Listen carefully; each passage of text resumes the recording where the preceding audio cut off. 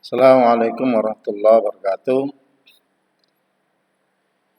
Selamat pagi anak-anakku sekalian. Mudah-mudahan hari ini kita dalam kondisi sehat walafiat. Jangan lupa tetap jaga kesehatan, laksanakan prokes yang sudah ditetapkan oleh pemerintah. Hari ini kita berjumpa kembali dalam pembelajaran matematika bagi siswa kelas 12 di SMKN 1 Duduk Sampean. Anak-anak, hari ini kita akan mempelajari tentang ukuran pemusatan data tunggal dan data berkelompok. Pada beberapa waktu yang lalu kita sudah mempelajari tentang bagaimana membuat tabel distribusi frekuensi, ya, baik data tunggal maupun data berkelompok. Oleh karena itu, untuk hari ini kita akan mempelajari tentang ukuran pemusatan data tunggal dan data berkelompok. Sebelum pada materi yang sebenarnya lebih baik, ya, alangkah baiknya anak-anak sekalian mengetahui kompetensi dasar yang perlu kalian kuasai dalam pembelajaran kali ini. Jadi untuk pengetahuannya, kompetensi dasarnya adalah menganalisis ukuran pemusatan data tunggal dan data berkelompok. Kemudian untuk keterampilan, kompetensi dasarnya adalah menyelesaikan masalah yang berkaitan dengan ukuran pemusatan data tunggal dan data berkelompok. Nah, selanjutnya tema yang dibahas dalam pembelajaran matematika kali ini adalah mean data tunggal dan mean data tunggal, median data tunggal, modus data tunggal. Jadi kita akan mempelajari mean, median, modus untuk data tunggal. Nah, sebelum kita bahas apa itu ukuran pemusatan data tunggal, perlu kalian ketahui istilah-istilah yang digunakan dalam statistika. Yang pertama adalah statistik. Statistik adalah aturan-aturan yang berkaitan dengan pengumpulan, pengolahan atau analisis, penarikan kesimpulan atas data-data yang berbentuk angka-angka dengan menggunakan suatu asumsi-asumsi tertentu. Itu statistik. Kemudian statistika adalah ilmu yang mempelajari tentang bagaimana merencanakan, mengumpulkan, menganalisis, dan menginterpretasi dan mempresentasikan data. Jadi selama ini kita hanya mengenal kata statistik saja, tapi sebenarnya ada istilah statistik dan statistika. Statistik itu adalah aturannya ataupun prosedurnya, kemudian statistika adalah ilmunya. Ya, jadi untuk mempelajari statistik, kalian harus tahu statistika. Banyak istilah-istilah yang ada di statistika. Jadi perlu kalian ketahui untuk mempelajari sebelum mempelajari hal-hal yang lebih mendalam tentang statistika. Kemudian yang perlu kalian ketahui juga yaitu populasi dan sampel.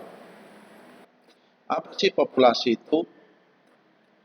Populasi adalah semua objek, orang atau benda yang akan diteliti, ya, yang menjadi semesta pembicaraan, yang menjadi objek pembicaraan. Itu populasi. Kemudian sampel. Sampel adalah bagian dari populasi yang akan dijadikan objek penelitian yang bersifat representatif, mewakili populasi.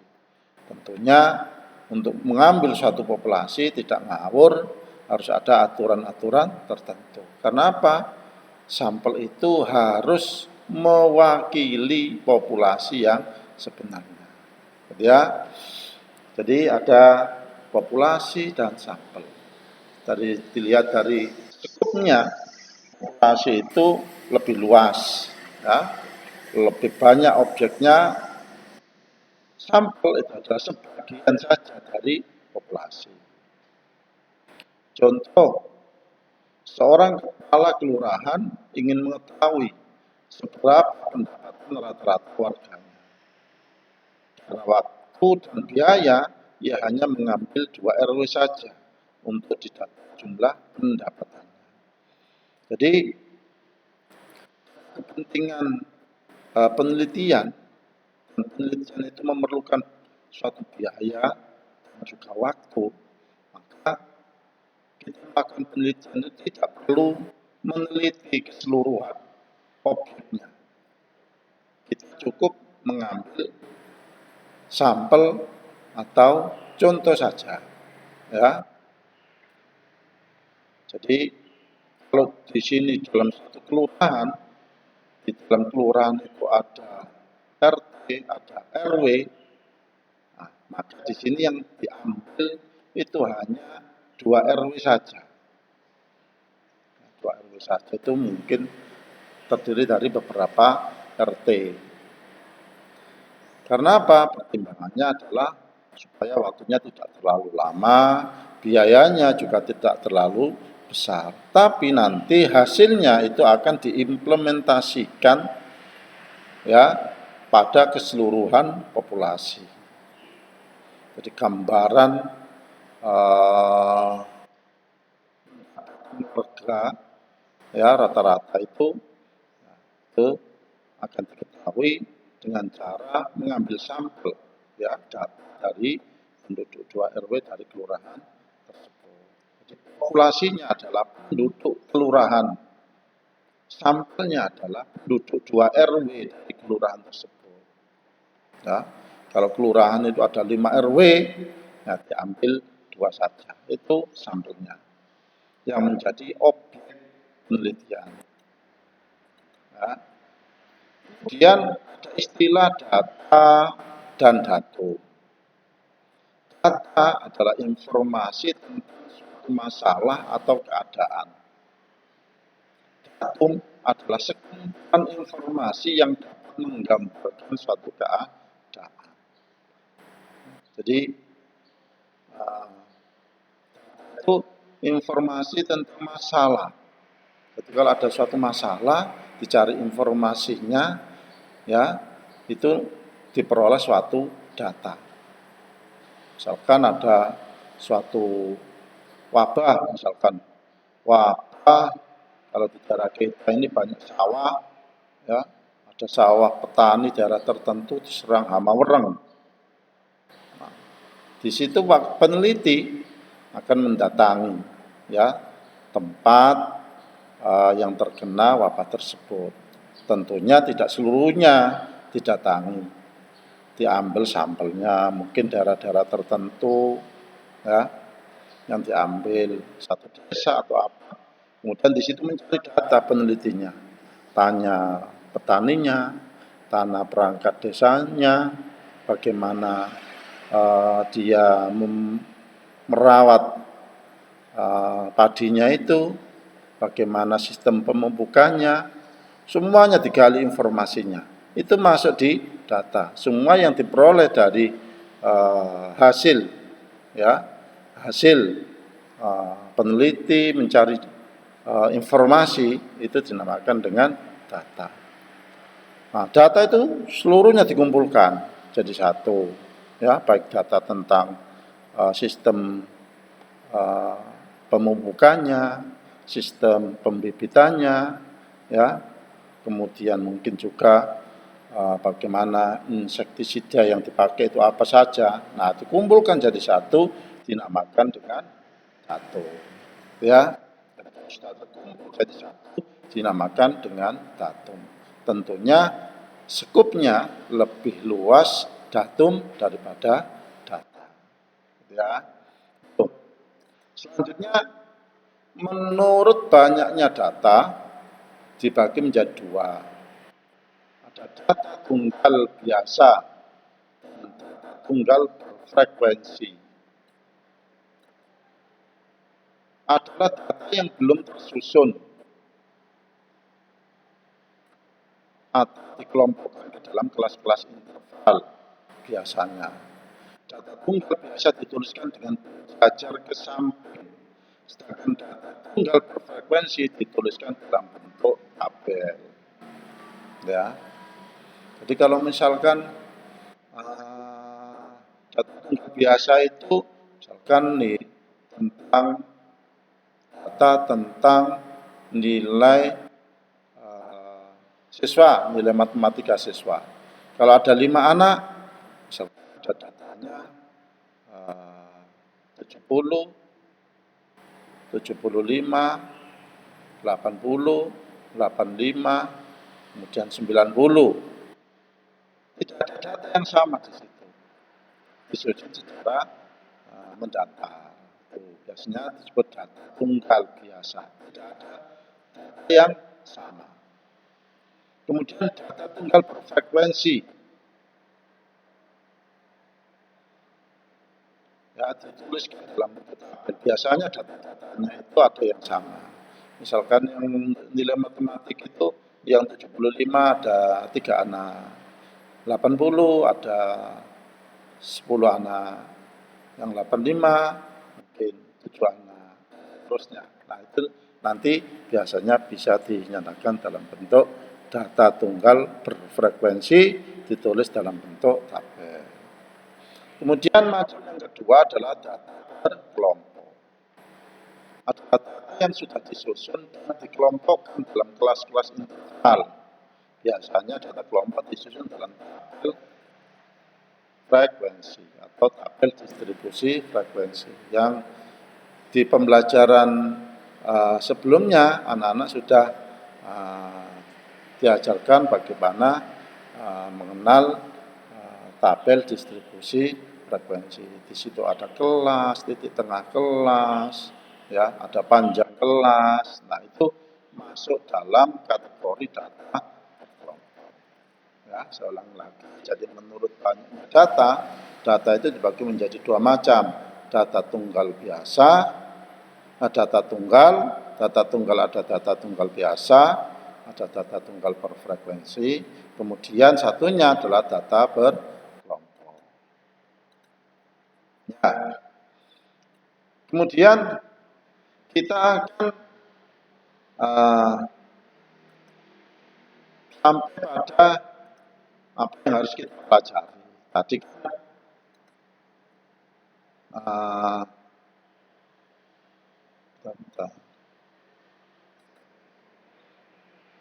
tujuan pembelajaran kita hari ini adalah ukuran pemusatan data. Ya, nah ini kita akan mempelajari ukuran pemusatan data.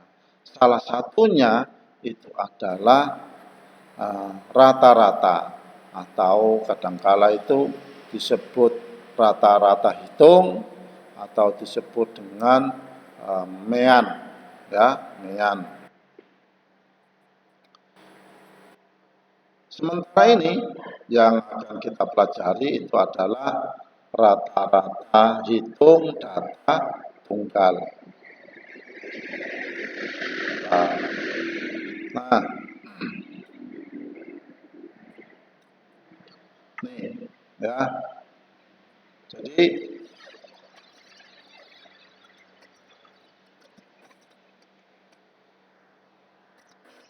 rata-rata hitung atau mean data tunggal.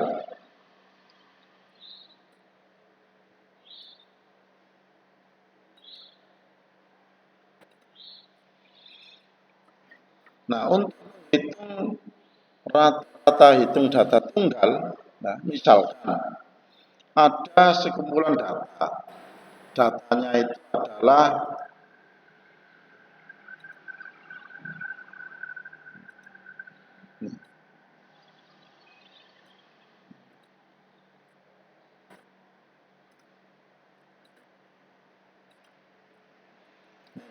ada dari sekumpulan data, ada data X1, X2, komposisi X1, X2 itu. X1 itu adalah data yang ke-1, data yang kedua, data yang ketiga, dan seterusnya sampai dengan data yang ke-n. Misalkan kita punya data mulai data ke-1, kedua, ketiga, keempat, dan seterusnya, semuanya ini adalah data tunggal, ya.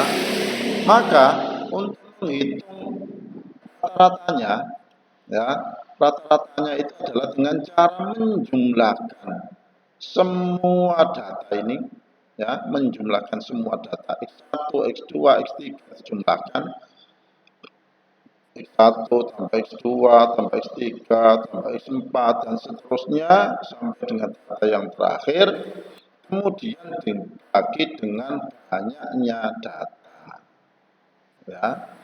Jadi rata-rata itu prinsipnya adalah menghitung, ya, jumlah data dibagi dengan banyaknya data. Dengan notasi sigma kita bisa menuliskan rumus rata-rata itu adalah sigma xi, itu bilangan asli mulai 1 sampai dengan n. Ya, kalau datanya data ke-1 ya I-nya 1, datanya 2 ya 2. Dibagi dengan n yang menyatakan banyaknya data. Ya, saya kira tidak terlalu susah untuk menghitung rata-rata hitung untuk data tunggal. Contoh, saya punya data, tentukan nilai rata-rata hitung dari data 6, 4, 8, 10, 11, 10, 7. Ya, ada berapa data ini? 1, 2, 3, 4, 5, 6, 7. Ada 7 data. Ditanya, berapa rata-ratanya? Nah, rata-ratanya hitungnya adalah dengan ini. Nah, maaf, ini simbolnya rata-rata itu adalah tanda huruf X. Ya, huruf X besar atau X kecil silakan dikasih garis atas. Ya, nama bacanya X bar sama dengan data ke-1 6, ditambah data kedua 4, tambah data ketiga 8, tambah data keempat 10, data kelima data kelima 11, data keenam 10, data ketujuh bulan 7. Banyaknya data juga 7. 7 ini bukan 7 ini loh ya. 7 ini adalah banyaknya data. 1, 2, 3, 4, 5, 6, 7. Ya. Jumlahnya ini 6 tambah 4 tambah 8 tambah 10 tambah 11 tambah 10 tambah 7 itu adalah 62. Dibagi dengan 7 ketemu 8. Jadi rata-ratanya adalah 8. Tuh, anak-anak sekalian, bagaimana cara menghitung nilai rata-rata hitung atau rataan hitung atau mean dari data tunggal. Selanjutnya kita akan menghitung, ya, untuk data yang berkelompok. Bagaimana contohnya?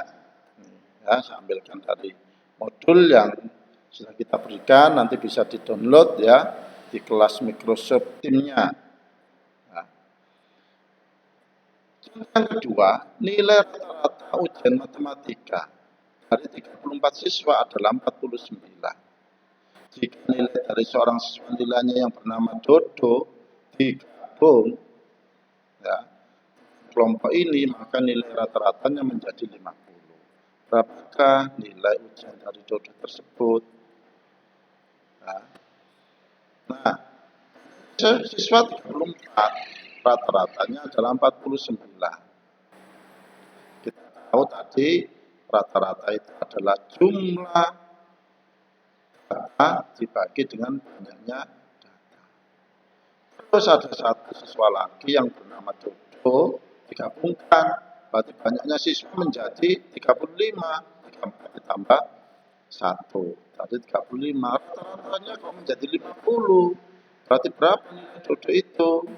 Nah, kalau tadi 49 itu, ya, ini kan X1 rata-rata yang pertama sama dengan sigma, ya, jumlah datanya dibagi dengan N. Maka untuk yang ini, rata-rata yang kedua, tentunya banyaknya jumlah data yang ada di kasus yang pertama sejumlah 34 itu ditambah dengan nilainya Dodo. Misalkan adalah ini X, nanti dibagi dengan 30. Ya. Sekarang kita selesaikan. Yang pertama 34 siswa itu rata-ratanya 49. Berarti 49 sama dengan sigma X1 dibagi 34. Dan kita gunakan perkalian silang. Sigma X1 sama dengan 49 kali 34. Ini kali sini, ini kali yang sini kan 149 per 1. Ya, berarti jumlah data ke 1, ya, sebelum ditambahkan Dodo itu adalah 1666. Nah, sigma X1 tadi kita tahu bahwa X2 itu sama dengan sigma X1 ditambah X dibagi 35. Kita tadi sudah menghitung X1-nya 1666. Berarti X2-nya sama dengan X2-nya diganti 50, sigma X1-nya 1666, ditambah nilainya Dodo, kita misalkan X, dibagi 35. Perkalian silang, 50 kali 35, ketemu 1750, sama dengan 1666 ditambah X. Ya, kemudian ruas yang X, ya, ini kita pindahkan ke ruas kiri, mestinya menjadi min X. Kalau kita misalkan kita biarkan saja yang ini 1666 kita pindahkan juga boleh. Jadi tinggal X sama dengan 1750 dikurangi, karena ini luasnya berbeda, kurang 1660. Nah, sehingga ketemu X 84. Siapa itu X? Apa itu X? X itu adalah nilainya Dodo. Ya, sehingga dapat kita simpulkan nilai Dodo, ya, yang ditambahkan tadi itu adalah 84. Gitu ya. Jadi itu anak-anak sekalian contoh, ya, untuk penghitungan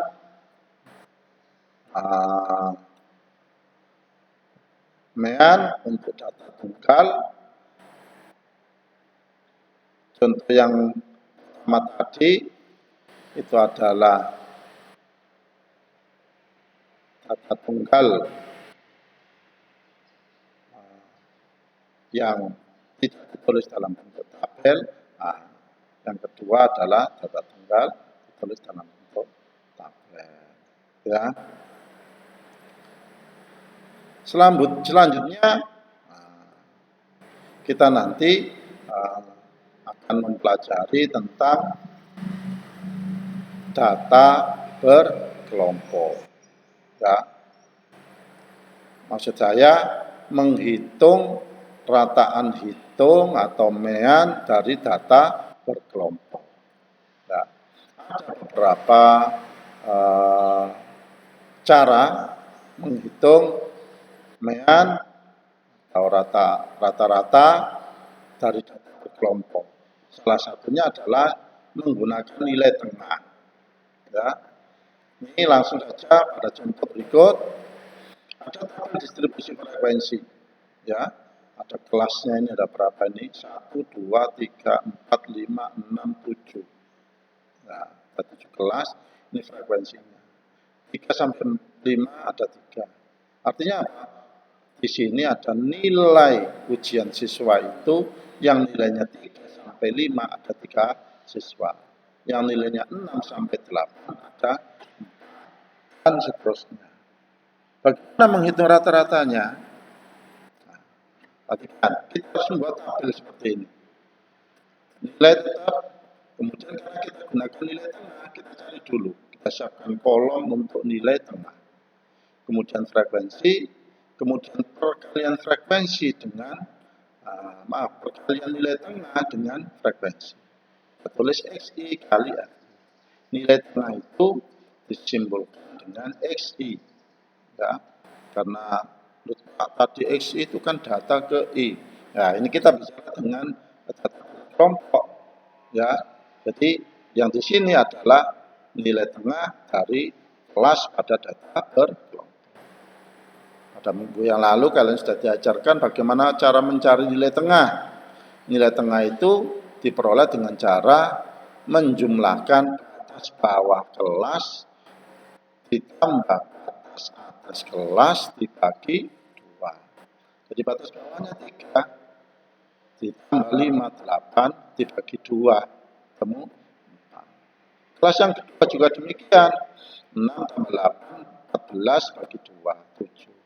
9 tambah 11, 20 bagi 2, 10. Dan seterusnya sampai kelas yang terakhir. Misalkan 21 tambah 23, 44 dibagi 2, 22. Ya, nih penting sekali untuk bisa menentukan nilai tengah. Kalau tidak bisa menentukan nilai ini, kalian tidak bisa menghitung selanjutnya. Ya, setelah itu harus diisi frekuensinya, tinggal yang dari tabel ini tinggal ganti seperti ini. Lalu di sini kita hitung perkaliannya nilai tengah kali frekuensi. 4 kali 3, 12. 10 kali 7 kali 4, 28. 10 kali 11, 110. 13 kali 4, 52. Dan seterusnya sampai kelas yang terakhir. 22 kali 5, 110. Setelah itu jumlahkan 12 tambah 28 tambah 110 tambah 52 tambah 128 tambah 95 tambah 110. Kita hitung ketemu 535. Tentunya untuk mengerjakan soal-soal statistik ini anak-anak harus jangan malas untuk menghitung, ya, harus pandai berhitung, jangan mengandalkan kalkulator, ya. Kita kalau tidak bisa, kalau tidak ada kalkulator gimana ya? Dihitung bagaimana menghitung itu, mengalihkan dua bilangan, ya. Kalian bersusun, kalau hanya bilangan 4 kali 3, ya tentunya kalian sudah bisa 7 kali 4, ya. Ini bilangannya mudah-mudah, tidak terlalu besar, sehingga tidak memerlukan kalkulator. Tapi kalau misalkan semacam pembagian seperti ini, ya kalkulator tidak apa-apa. Tapi kalau bisa tanpa kalkulator, ya kita bagi dengan pembagian ya bersusun itu ya, yang sudah kalian kuasai. Nah, rata-rata untuk data berkelompok itu ya kita diperoleh dari 535 dibagi dengan banyaknya data, banyaknya jumlahnya frekuensi. Seperti tadi pengertian rata-rata tadi, bahwa rata-rata itu adalah jumlah data dibagi dengan banyaknya data. Jumlah data itu mana ya ini? Ya, karena data yang antara 3 sampai 4 sampai 5 itu ada 4, ada 3 ya. Tentunya jumlah datanya 4 kali 3. Terus dijumlahkan. Nah, semuanya 535 ini mewakili dari jumlah data secara keseluruhan. Ya. Nih. Nanti kalau kurang jelas bisa dilihat di modulnya. Nanti kita kita upload, kita taruh di kelas Microsoft Teams sekalian. Cara menghitung rata-rata yang kedua untuk data berkelompok adalah menggunakan rata-rata sementara. Ya, rata-rata sementara. Rata-rata sementara itu rata-rata yang kita pilih dari yang kita anggap mewakili rata-rata sebenarnya. Ya, kita ambil rata-rata sementara. Dari mana? Ya, biasanya diambil dari salah satu titik tengah daripada kelas yang ada di tabel distribusi frekuensi tersebut. Ya, rumus yang kita gunakan adalah bahwa rata-rata itu sama dengan XS. S ini adalah rata-rata, ada tandanya S. Ini rata-rata sementara. Ditambah dengan sigma FI kali DI. Apa itu DI? DI itu adalah simpangan yang ke I. Apa itu simpangan? Simpangan itu adalah selisih antara titik tengah dengan rata-rata sementara yang kita ambil. Tentunya dari masing-masing siswa, mungkin nanti eksesnya berbeda, tergantung daripada titik tengah kelas mana yang diambil. Mungkin ada yang mengambil, ada satu siswa titik tengah kelas yang kedua, siswa yang lain titik tengah kelas yang kelima. Bebas, apa-apa. Ya, tapi saya sarankan carilah titik tengah kelas yang mempunyai frekuensi terbesar, supaya nanti perhitungan kalian tidak terlalu repot karena berhubungan dengan bilangan-bilangan yang besar. Ya, ini nanti apa sih? Kenapa kok harus dilihat pakai titik tengah kelas yang frekuensinya terbesar? Nah, nanti kalian bisa mempelajari. Nah, ya, penyelesaiannya tentukan nilai tengah dari masing-masing kelas seperti langkah yang di atas tadi. Tentukan XS, yaitu rata-rata sementara yang kita ambil. Nilai paling tengah dari nilai tengah. Nilai paling tengah dari nilai tengah. Nilai tengah ini, ya, nanti. Atau ambil yang frekuensinya terbesar. Frekuensi terbesar kan ini 11. Ya. Kemudian tentukan simpangan, perkaliannya, tentukan jumlah. Nah, langsung saja prakteknya di sini. Kelasnya 1, 2, 3, 4, 5, 6, 7, ada 7 kelas. Frekuensinya 3, 6, 10, 11, 5, dan seterusnya. Jumlah frekuensinya adalah 40. Sini yang pertama, 119 sampai 127, nilai tengahnya 123. Dari mana, Pak? Ya, tadi 119 ditambah 127 dibagi 2, 123. 128 tambah ini bagi 2, 132. Dan seterusnya. 173 sampai tambah 181 bagi 2, 177. Simpangan. Nah, sebelum kita menghitung simpangan, dulu XS-nya, rata sementaranya. Di sini disarankan nilai paling tengah dari nilai tengah-tengah, nilai titik tengah. 1, 2, 3, 4, 5, 6, 7. Kalau 7 berarti tengah-tengahnya di sini 1, 2, 3, 4. Ya, ke atas 3, ke bawah 3. Berarti 150 XS-nya. Boleh, Pak. Ngambil selain 150 boleh. Silakan. Ambil 1,1 silakan. Ambil 168 silakan. Tapi sebaiknya ambil yang mempunyai frekuensi paling besar. Frekuensi paling besar mana? Ini 11. Ini aja. Supaya nanti kalian ada terlalu besar ini kan 0 enak. Terus nanti di atasnya negatif, di bawahnya negatif. Tinggal menjumlahkan bilangannya tidak terlalu besar. Boleh. Saya pilih ini boleh, tapi risiko tanggung sendiri kalau nanti bilangannya yang hasilnya di sini terlalu besar. Ya. Nah, simpangannya sudah disepakati kalau XS-nya 150.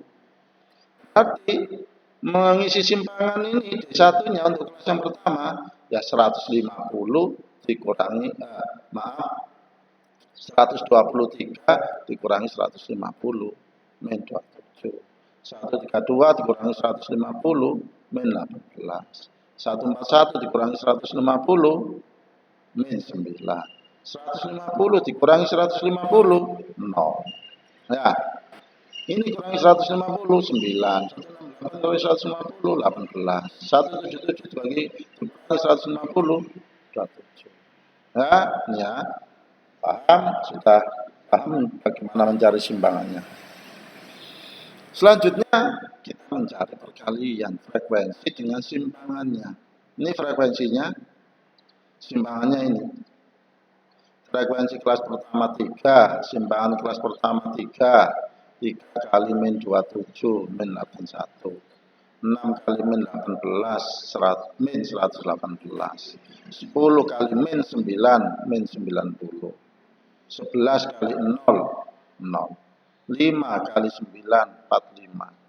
3 kali 18 54. 2 kali 27 54. Ya, terus nanti semuanya selanjutnya kalian jumlahkan min 81 ditambah min 18 ditambah min 90 ditambah 0 tambah 45 tambah 54 tambah 54. Kalau kita jumlahkan ketemu min 120. Kalau tabel ini sudah terpenuhi semua, sudah penuh semua, sudah kita isi semua, maka kita kembali pada rumusnya bahwa rata-rata sesungguhnya adalah rata-rata sementara ditambah jumlah perkalian simpang frekuensi dengan simpangannya dibagi dengan jumlah frekuensinya. Ya. Rata-rata sementara yang kita ambil 150, boleh di sini 150. Jumlah perkalian frekuensi dengan simpangannya min 126 dibagi jumlah frekuensinya 40. 150 dibagi dengan ditambah dengan min 126 dibagi 40. Berarti ini 150 dikurangi hasilnya ini nanti temu 146,85. Ya, anak-anak sekalian. Sebenarnya masih ada lagi ya dengan menggunakan cara kode atau coding ya. Tapi karena terbatasnya waktu, sementara dua cara itu dikuasai dulu. Nanti minggu depan, minggu selanjutnya akan kita terangkan lagi cara-cara menghitung rata-rata dari data berkelompok ya, untuk cara-cara yang lain.